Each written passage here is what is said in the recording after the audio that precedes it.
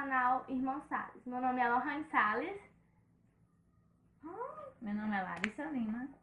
E nós vamos fazer hoje a tag Irmãos. Não sei que eu vou colocar a vinheta. Eu acho que eu vou colocar a vinheta, né? Porque senão... Primeira pergunta. Quem é a mais velha? Eu, Tem quantos anos? 19. Eu tenho 11, então eu sou a mais nova, né? Qual o apelido entre vocês?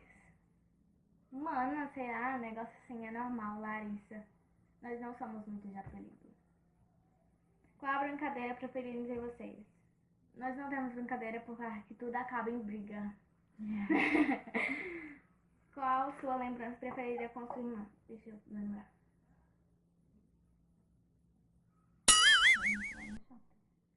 Não, na praia, essas viagens. Acho que foi no meu aniversário que foi meio assim.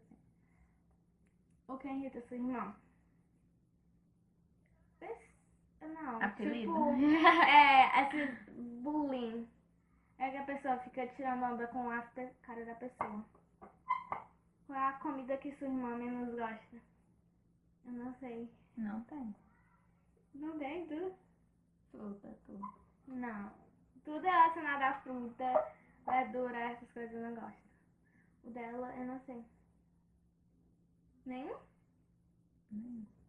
Não. Tem que ter algum. Não. Negócio de sushi, essas coisas. É, sushi. Qual é a comida que sua irmã mais gosta? Eu gosto de lanche, essas coisas assim. Biscoito. É verdade. Biscoito com Nescau. Qual é a... se vocês puderem ir para um lugar juntos, qual seria? Dizer. É isso. É que eu pensei no final. O que a sua irmã quer ser quando ela crescer? Ela já cresceu, né? Eu sou veterinária, mas eu quero engenharia, essas coisas, arquitetura. Como você descreve sua irmã com uma palavra? Companheira. Companheiro. Mesma coisa. Qual é a coisa que você queria dar à sua irmã? Acho que... Eu quero uma moto. Né, fisicamente. Fisicamente. Cabelo. Com certeza. Também. Por que tu queria esse cabelo assim? A última pergunta é: como a sua irmã tem os estilos de roupa? Eu tenho meio estilo de roupa patricinha. É normal. Melissa. Não, isso mesmo é coisa de patricinha.